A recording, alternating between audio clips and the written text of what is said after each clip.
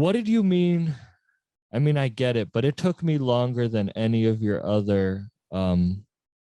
The first will be the last will be the first, and the first shall be the last. Yeah, That's a that's a that's an old adage that you could find in Gnostic scriptures as well as the traditions of the mystics, like Sufis. You could find even they say Jesus said that.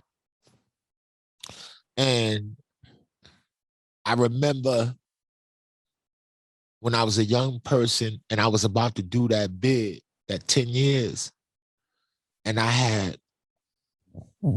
a girlfriend who I was chasing away, kind of being an impulsive, overbearing Scorpio, you know, like being all extra and jealous and like, where the fuck you at?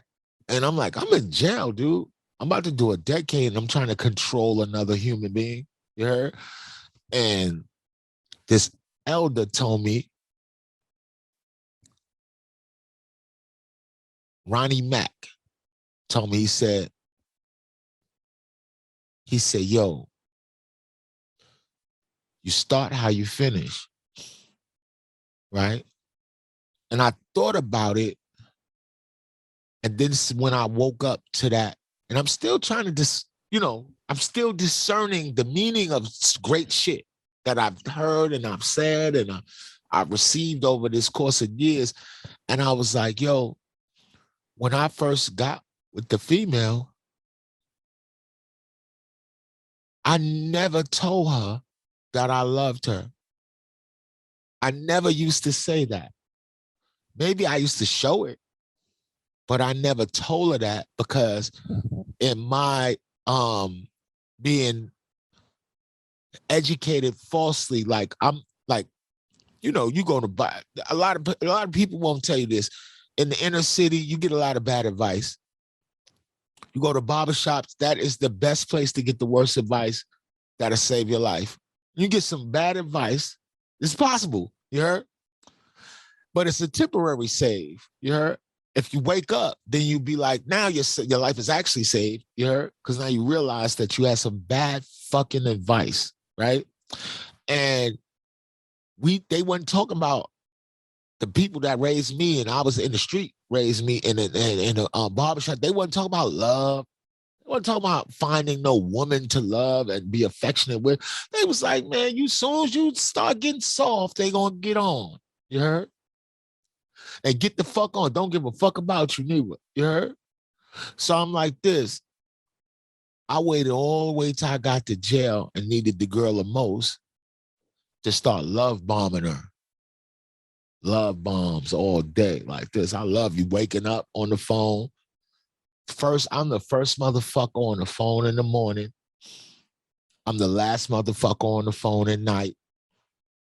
Just love bombing, bomb on the phone.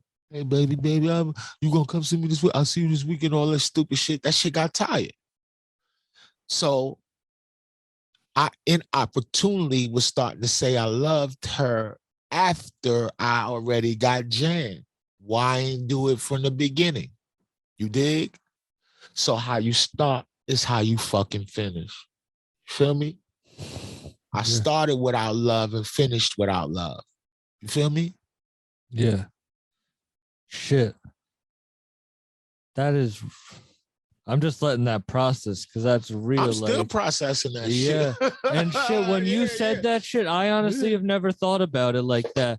Like when I think about relationships, I'll be good until I need that shit. And then you're like, you push that throttle to 10 because you need something that you should have been working on from the beginning. From the door.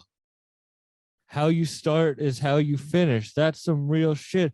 And that goes back to, you know what? Like in the beginning of the conversation, I was a little bit lost in what you were saying with the like, I was trying to process what you were saying with the losing knowledge and everything.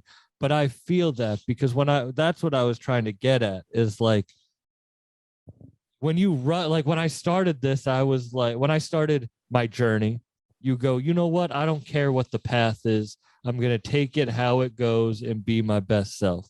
But then when you start to get shit, you want to like more of it. So you start to like push it. Yeah. Instead of being like, no, I should have trusted the process that I had this whole time, the knowledge. Well, you have context for process. A lot of people don't have it.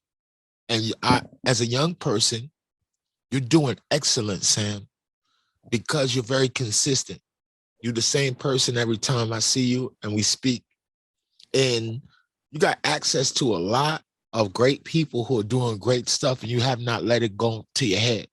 You know, it doesn't appear that way, you know? Yeah. And there's a great deal of success in that, you know? And it appears that you're having fun while you're working. And if you got to work and it's no longer fun, then it's either you got to find something else to do. You heard? And so far, a lot of people, this is beautiful that as a commentator on in the realm of hip hop and entertainment and the other people, the great comedians and stuff that you have interviewed, that you are not adding to or contributing to separating the people or dividing them. You ain't finna ask nobody no stupid question that I've never heard or seen that would make somebody have to negatively speak about somebody. You know, because you know hip hop can be very volatile.